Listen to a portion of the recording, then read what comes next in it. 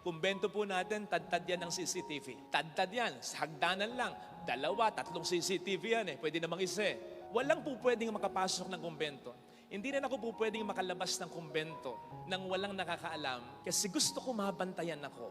Wala sa isip ko, napakawala sa isip ko na magpapanik ako ng babae. Yung van na sinasakyan ko, hindi tinted yun, lalong-lalo na sa harapan. So makikita mo yung kasama ko. Pag lumalakad ako, lalong-lalo na kapag malayo, lagi akong may kasama, mga kaibigan ko. Madalas kung saan ako pupunta, alam yan ng nanay ko, ng pamilya ko, lalo tigit ng sekretary ko, si Ate Cynthia na parang kapatid ko, parang nanay ko. Minamarapat kong ganun kasi gusto ko na mabantayan ako. Lahat ng kasalanan ay maikakategorize sa 3 lang. Masamang nais o naisin ng katawan, hilig ng katawan, pagnanasa na nakikita ng mga mata at yabang ng buhay. May saktong bersikulo o aral ng Diyos para sa pinagdaraanan nating lahat. I tell you, tamad lang tayong magbuklat. About a month ago, tinext ako ng kaibigan kong si Engineer Nilson Pedro.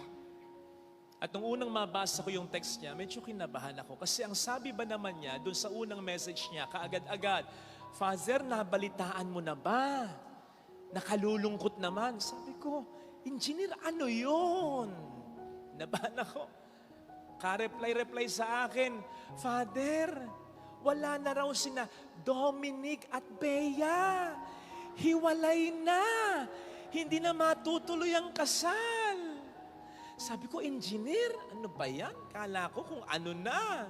But seriously, kakalungkot naman talaga. Kasi umasa rin naman tayo na sila na. Kasi nga, engaged na. Dito papasok yung lakas ng loob, yung mga gustong mag-engagement ring ng mura lang. Kahit na $299 lang, at least, matutuloy naman. Pero ano nga ba ang dahilan? Hindi pa natin talaga alam. Kasi hindi pa masyadong tinutumbok ni Boy Abunda, Ogie Diaz, Christy Permin at Sian Gasa.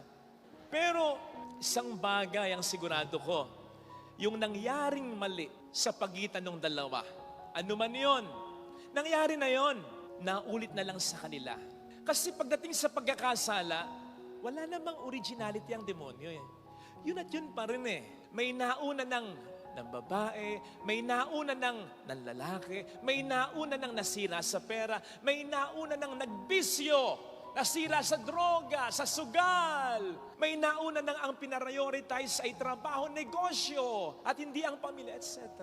May nauna na. Ganun lang naman yun ang cycle ng kasalanan. Paulit-ulit lang.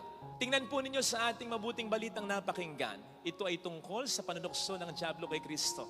Walang detalye ang sinabi dito. Pero kahit walang detalye, in one way or another, malalaman din natin kung papaano tinukso ng dyablo si Kristo. Kung alam lang natin kung papaano tinukso ng dyablo ang unang tao. Genesis 3 verse 6, ang sabi doon, ang punong kahoy na pinagbabawal ng Diyos na galawin ni Eva at ni Adan, nakita ni Eva at ito'y maganda, kahali-halina sa paningin niya. Lust of the eyes. Naisip niya tuloy, mukhang masarap ang bunga. Masarap yatang tikman. Lust of the flesh. At naisip niya, totoo yata yung sinasabi ng ahas. Magiging Diyos din ako kapag kinain ko ito. Sin of pride. O diba? Ganyan tinukso ng dyablo si Kristo. Kung talagang anak ka ng Diyos, gawin mong tinapay ang mga batong ito. Diba Tom Jones ka? Nagugutom ka Lust of the flesh. Nakikita mo yung mga kahariang yan? Ibibigay ko sa iyo ang lahat ng yan na akin yan. Lust of the eyes. Magpatihulog ka mula sa tuktok na ito, hindi ka maano, hahangaan ka ng mga tao. Sin of pride. Ganon din tinukso si Kristo. Paulit-ulit lang yon hanggang ngayon. Kaya nga ang sasabihin, sa 1 John 2:16, ang kamunduhan, meaning, lahat ng kasalanan ay maikakategorize sa 3 lang. Masamang nais o naisin ng katawan, hilig ng katawan, pagnanasa na nakikita ng mga mata, at yabang ng buhay. Diyan lang sa 3 na yan. Paulit-ulit lang. Kaya nga, Pwede ba sabihin nyo hindi sa katabi, sa demonyo? Kunyari, nandyan, impyerno. Kunyari, nakatingin tayo sa impyerno. Style mo, bulok. Sabihin natin 1, 2, 3. Style mo, bulok. Ba't nakatingin kayo sa akin? Di ba sabi ko dito? Yan kayo eh. Pero alam niyo, seriously, kahit siguro sabihin natin sa Diablo, style mo, bulok. Sasabihin sa atin ng Diablo, style ko, bulok. Pero hanggang ngayon, natutokso kita, nagogoyo kita, bentang-benta sa'yo. Totoo naman eh. Hindi na natuto. Hindi na tayo natuto. Pinakita sa atin ni Kristo kung papaano natin malalampasan ng tukso ng Diablo. Kung titingnan po ninyo, hindi naman gumamit ng kapangyarihan si Kristo nang tinutukso siya ng Diablo. Hinayaan niyang tuksuin siya ng Diablo for 40 days. At hindi niya ginamitan talaga ng kapangyarihan bilang Diyos ito. Sa maraming pagkakataon, sasabihin niya sa Diablo, lumayas ka, tumahimik ka. Nung siya'y tinutukso, hindi niya ginamit yung kapangyarihan yon. Nautusan ng Diablo, kusa na lang na umalis ito. Bakit? Bakit hindi gumamit ng kapangyarihan dito si Kristo? Bakit hinarap niya ito bilang totoong taong tulad mo, tulad ko upang ipakita sa atin na kung nakaya niya, kakayanin din natin. Yun ay kung ang ginawa niya ay gagawin din natin. Ano bang ginawa niya? Well, basic things. Dasal.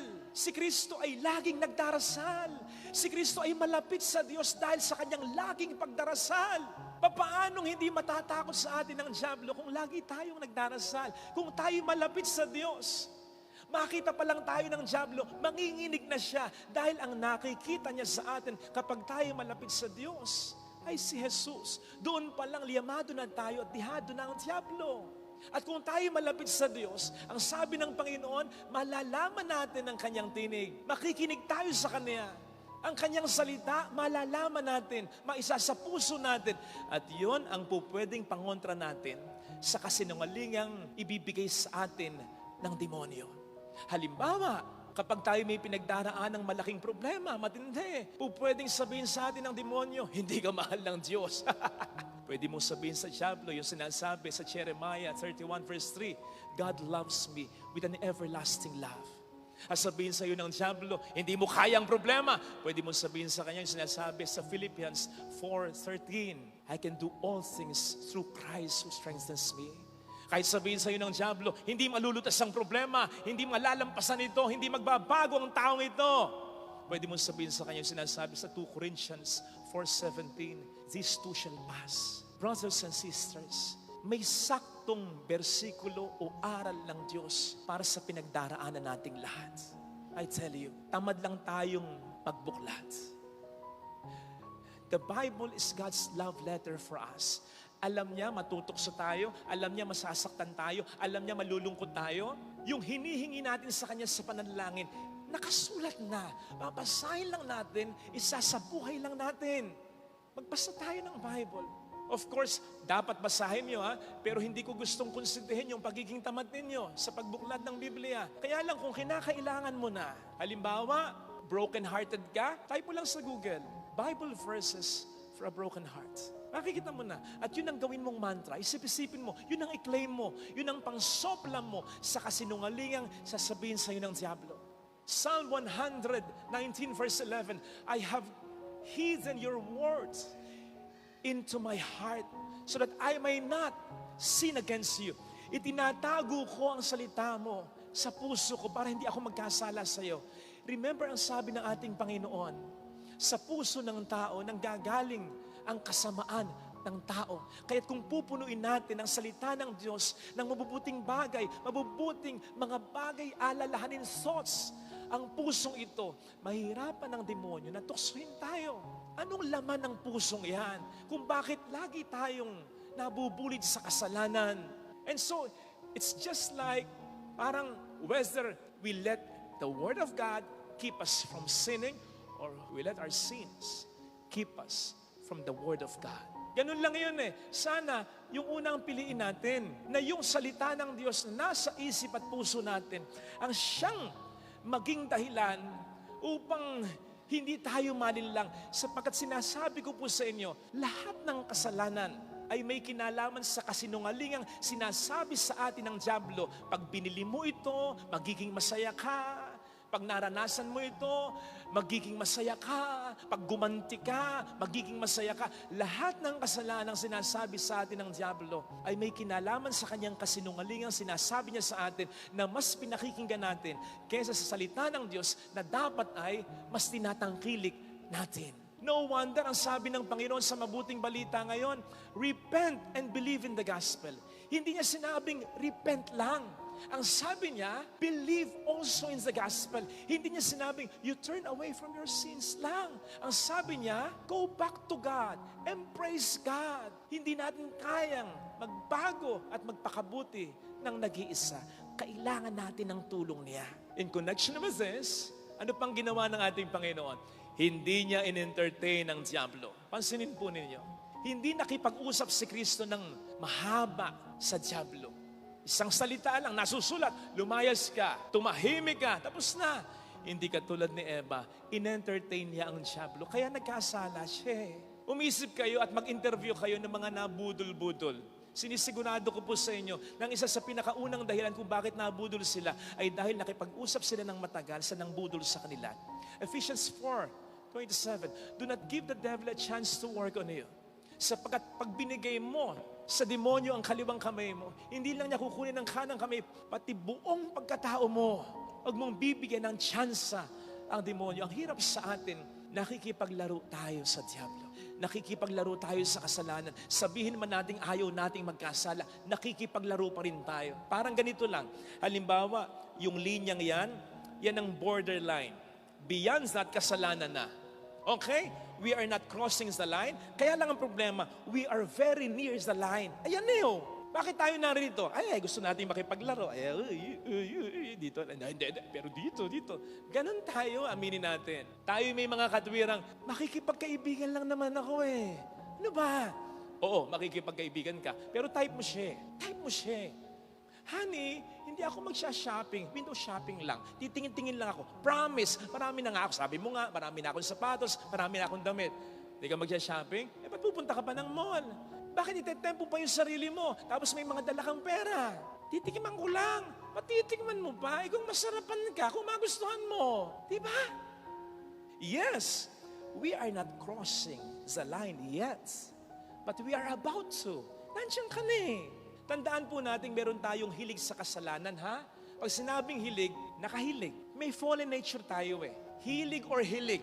At kapag may hilig ka, kapag may hilig ka, pensyan ka, kapag nakaslan ka, hindi ka dapat dito. Kasi kapag nandito ka, nakaslan ka, nandun ka na. Dito ka, lumayo ka. Kapag ito'y mataas bang building, dito ka pupwesto, hindi pwede. Ulog ka. Alam mo na eh, bakit makikipaglaro ka pa?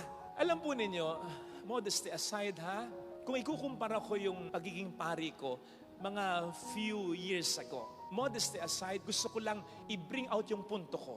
Mas mabait ako ngayon. Mas paring-pari ako ngayon. Mas nagagawa ko productively, meaningfully. Sa awa at buti ng Diyos, ang gawain ko, ministeryo ko bilang pare. Mas magdadasal, mas nakapagsisimba ako, mas nakapagdarasal ako ng mainam, mas nakapagninilay ako, mas generous ako, etc. Sa awa at pag-ibig ng Diyos. Pero kahit mas matatag ako ngayon kaysa dati, mas maingat ako ngayon kaysa dati. Totoo. Pwede ka namang sasabihin mo, matatag na ako, kayang... No. Hindi ka po pwedeng maging matatag lagi. Be on guard. Sabi nga ni San Pablo. Yung kumbento po natin, tad-tad yan ng CCTV. Tad-tad yan, sa hagdanan lang. 2, 3 CCTV yan eh. Pwede namang isa eh. At minarapat kong ganyan para hindi tayo manakawan. Hindi ng material na bagay kasi wala namang mananakaw sa atin. Para hindi ako manakaw. Ako, yung ministeryo ko, yung biyaya ng pagkapari ko. Kasi dapat ingatan ko ito. Walang po pwedeng makapasok ng kumbento. Hindi rin ako po pwedeng makalabas ng kumbento nang walang nakakaalam. Nakikita yan. At binigyan ko sila ng kapahintulutan. At wala akong know-how sa CCTV na po pwede kong burahin. Hindi ko pinag-aaralan yan. Promise.